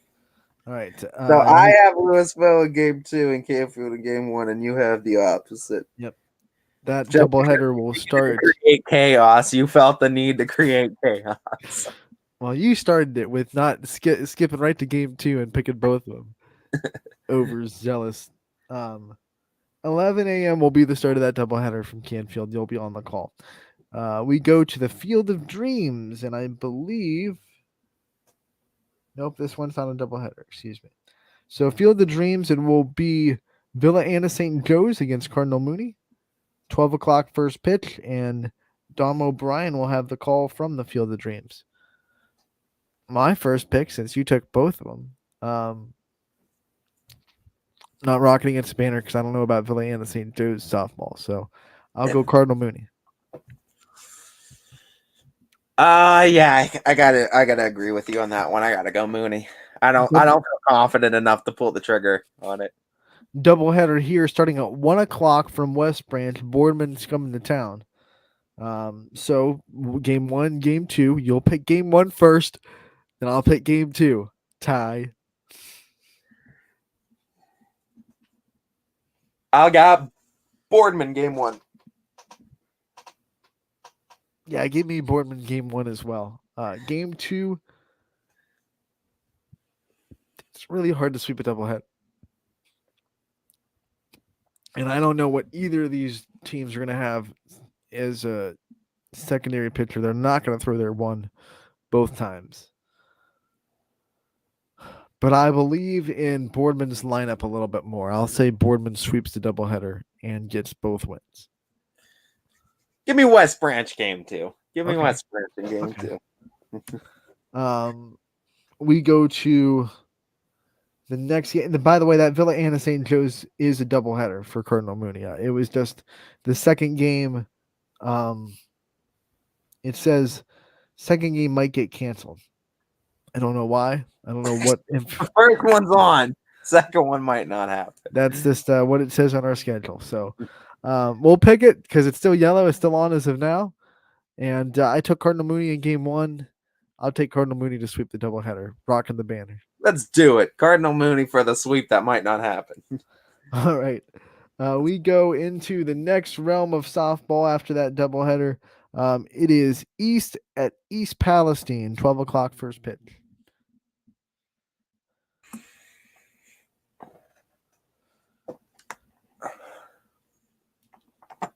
I don't know a whole ton about the Steel Valley Conference outside of like Urslan for softball. Urslan and Mooney. Yeah, Mooney too. Let's go. You know what? Screw. Let's go EP. Let's go EP. East Palestine. I'll go East Palestine as well. I'm not going to split with you there. We'll go to the next matchup, East Canton softball traveling to Lisbon, 12 o'clock first pitch. It is my first pick, and I will take the Blue Devils. Yeah, Lisbon. Next, we have Madison traveling to Champion. Madison, remember, is the team that Urslan just beat on Wednesday, 12-2. And I think Champion is going to do the same thing. Give me the flashes. Les Champions. Brian Oatridge will be on the call for the Golden Flashes there. And I'll take Champion too. My first pick this time around, United, who looked so impressive. Last night they traveled to Salem. Chris Sigler on the call, 12 o'clock first pitch. I will take the Eagles to keep their hot streak going. Yeah, give me the Eagles. And last, but certainly not least, we have Mcdonald softball traveling to Gerard.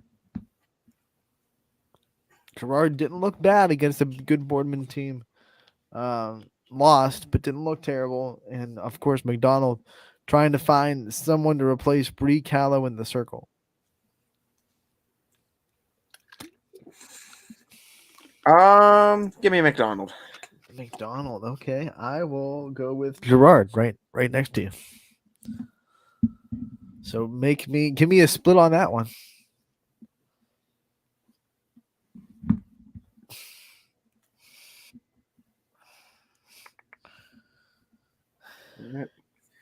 That's done.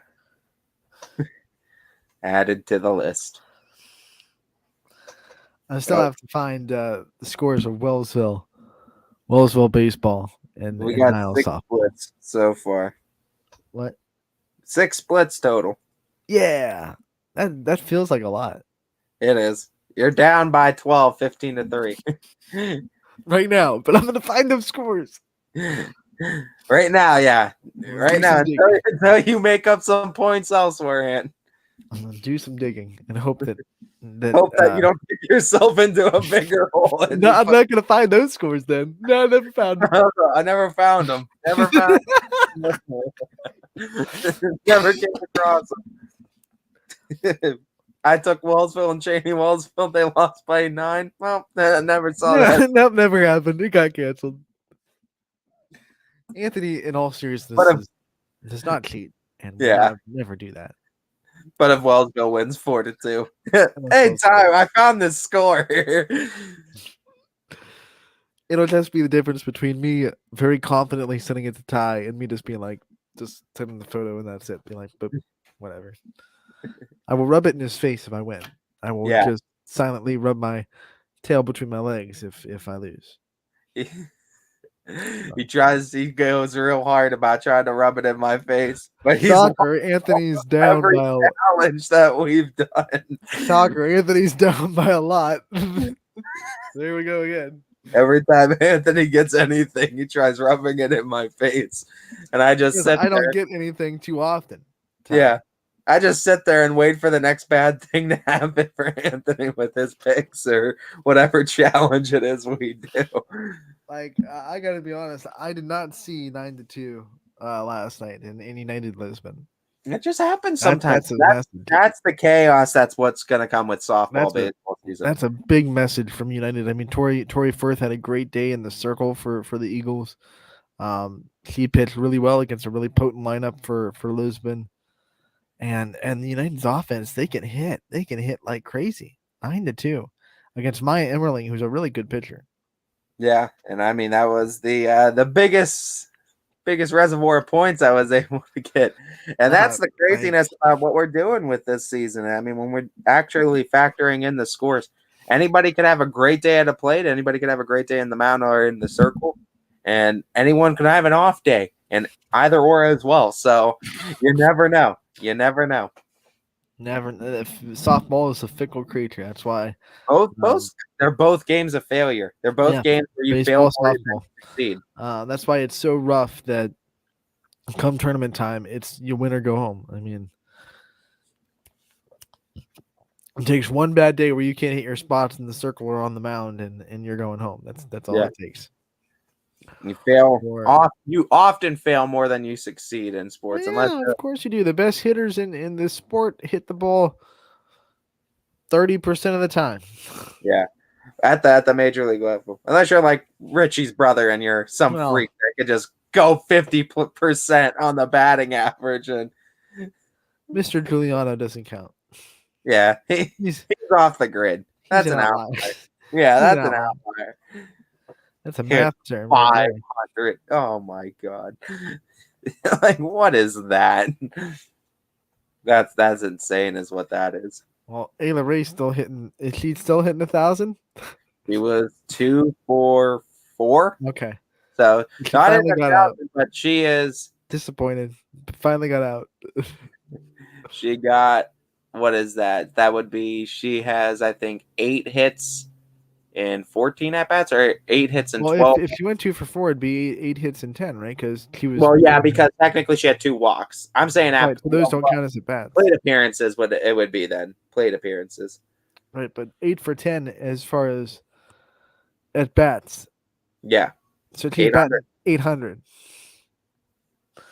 On base percentage is even higher. That's 10 out of 12 times that she's been on base. That's, I mean, what else do you want from a leadoff hitter? What else do you want? She's only a sophomore too. It's part of this young squad. That's what I said. Sam Severn's a freshman, and we talked about Kylie Folkwine too. That's one that a lot of people are excited for too. And she's going to. We had this discussion yesterday, Ty, but Monday the power rankings are going to make their return for baseball, softball, and now we have one more day under the books. Some more teams get their season started. We get to look at more teams.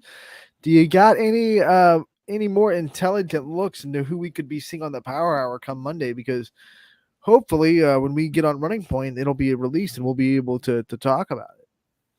I think, and I'm not, and this isn't even me being biased. I think Fitch needs to be considered, if not one, in the top 3 for softball. For softball, right now, I'm being totally transparent because we all get a vote. My vote is going to have Fitch at number 1 right now. I'm not trying to be biased because I don't think I suggested either basketball team, and neither basketball team even appeared on those power rankings either. But just what I've seen, and I've seen limited softball, but Fitch.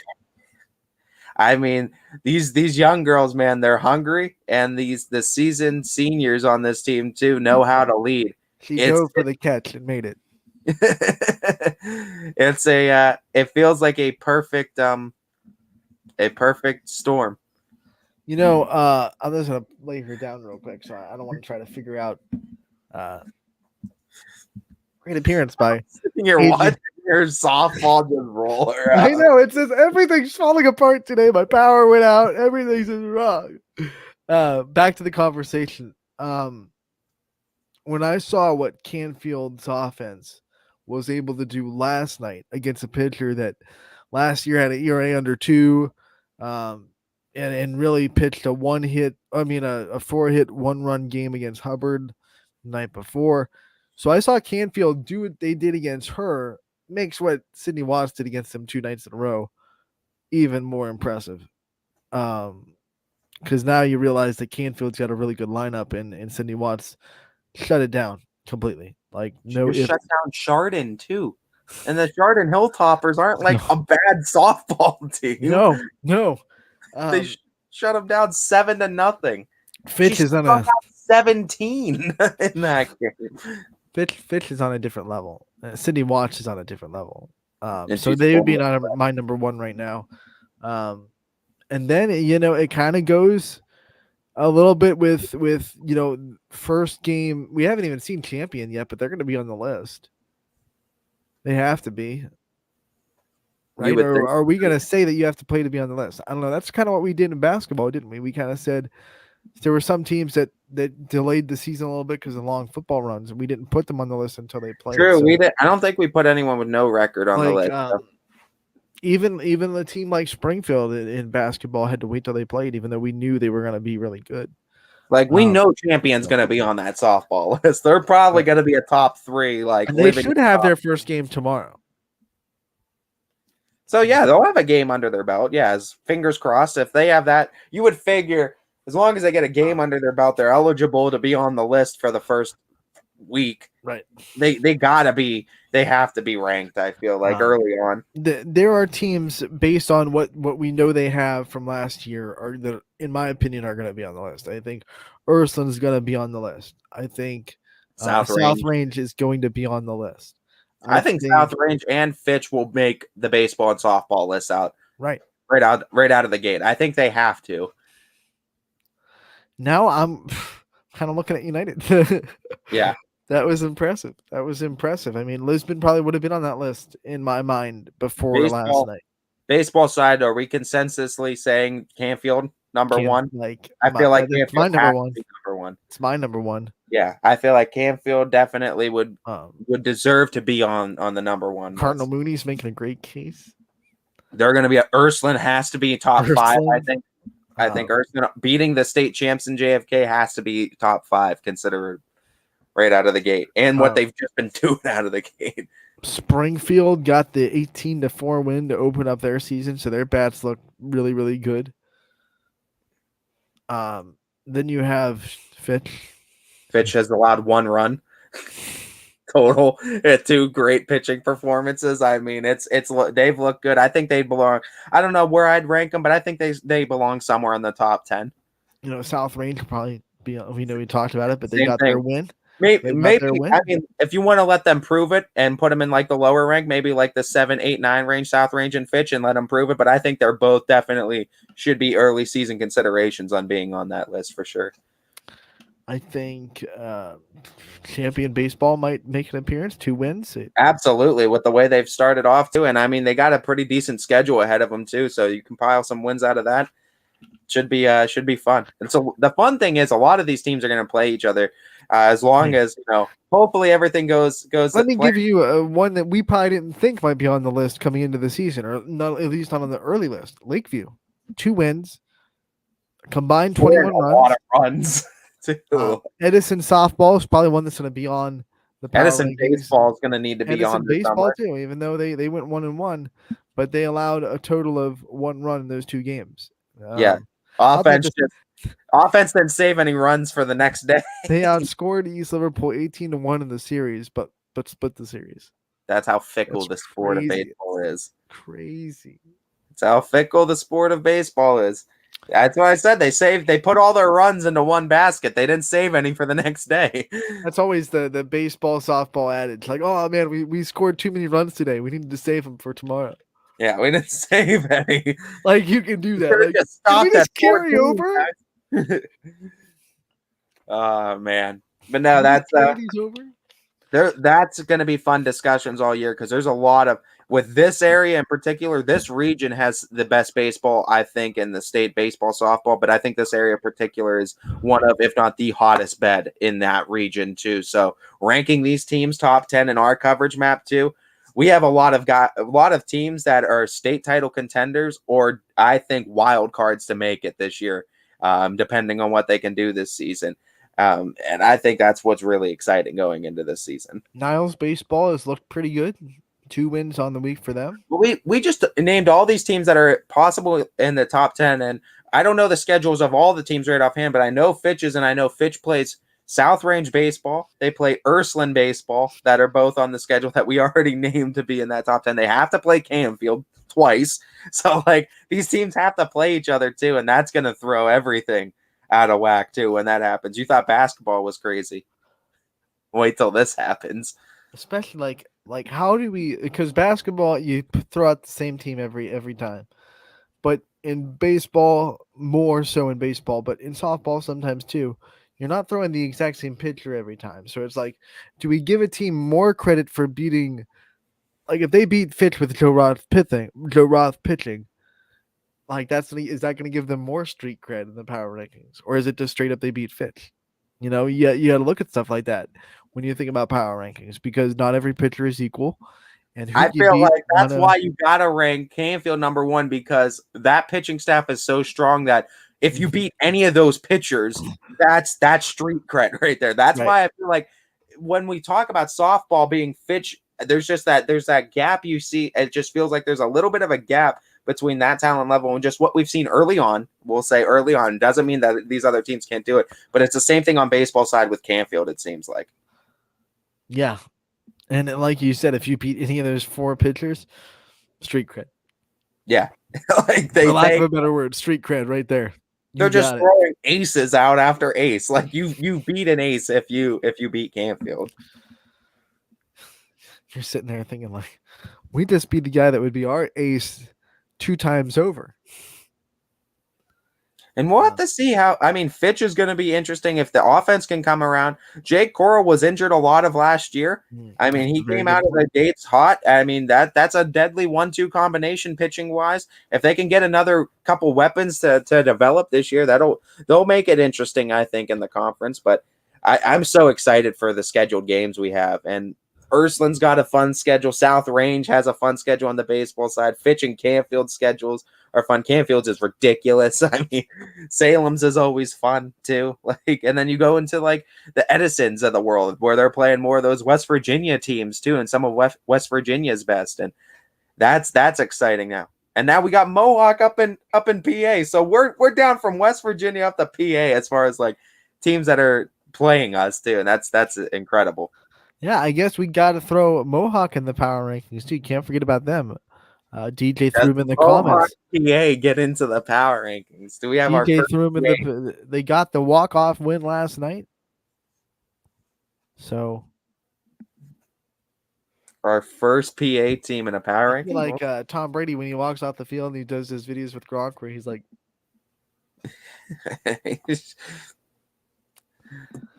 We lost in that AFC Championship game. That was the most annoying thing I ever saw in my life. Anthony, just okay. Just You had a re- moment, man. just You had relived- a moment. We'll let you have the moment. Calm down now. Ugh. Jeez, oh man, it's all right. We know you're hurt by it, Ant.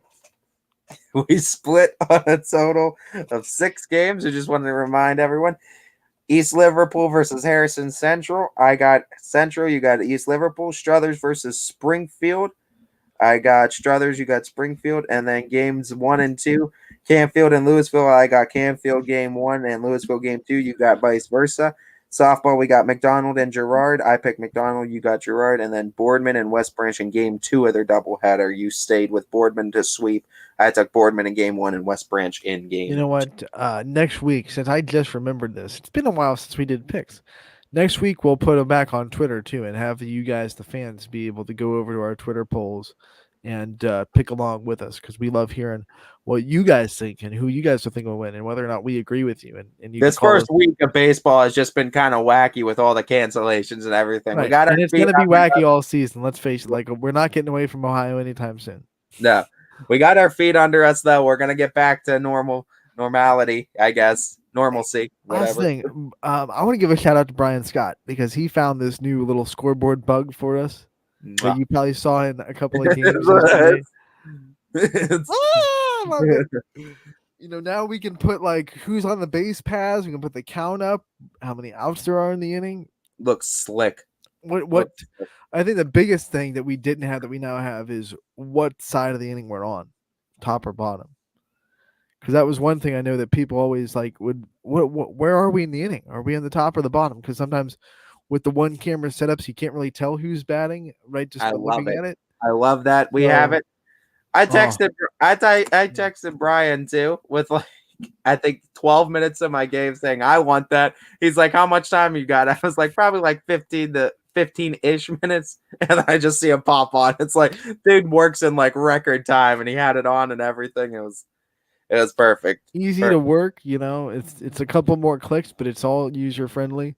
Does stuff The information for you, it makes it so much better for the viewer. So much better for the That was like Kyrie Irving's game-winning 3 type clutch. Yeah, for that all you was Cavs fans out there. just seeing who's on base. Yeah, or, that. or if you're more of the fan of the block, it was LeBron James' block of Iguodala type clutch. Whichever one you're more of a fan of, the shot or the block, it was that. Or type if you're of clutch. like that 3% of people that say Kevin loves defense on Steph, and you wanna say that because Kevin loves My still dog rock. doesn't agree with it. Yeah, he's saying that. I'm saying still, it's hey, by the way, too, before we get out of here, I'm still rocking with the Cavs despite everyone else jumping off board. I've been on board since preseason, and I'm staying on board through it. Everyone else could jump off the bandwagon that they jumped on in the middle of the season when they were on a hot streak. Are they the 7th seed? We're gonna have to, because Scotty's coming back next week. Yeah, And we're that's a gonna have bet. to talk.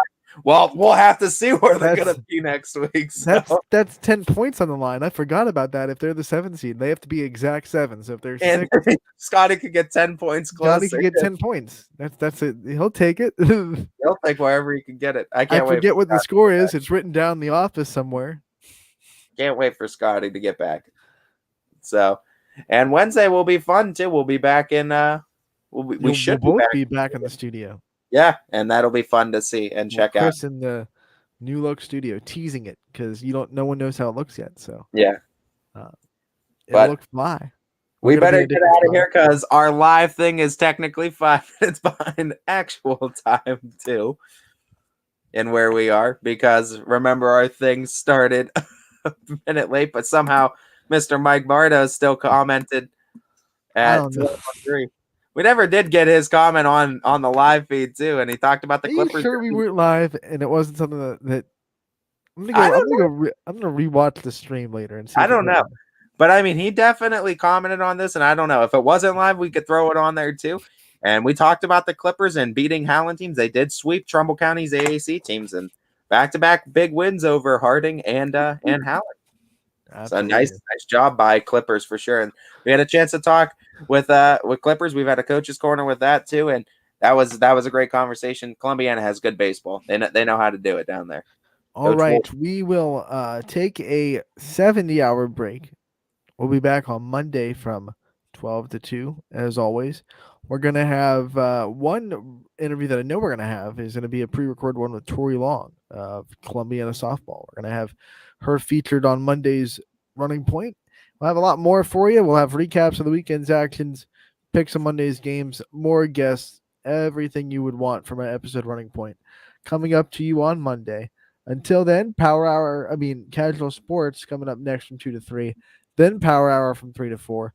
Then maybe some games tonight. At least you'll have YSU baseball at 2:30, but at Oakland.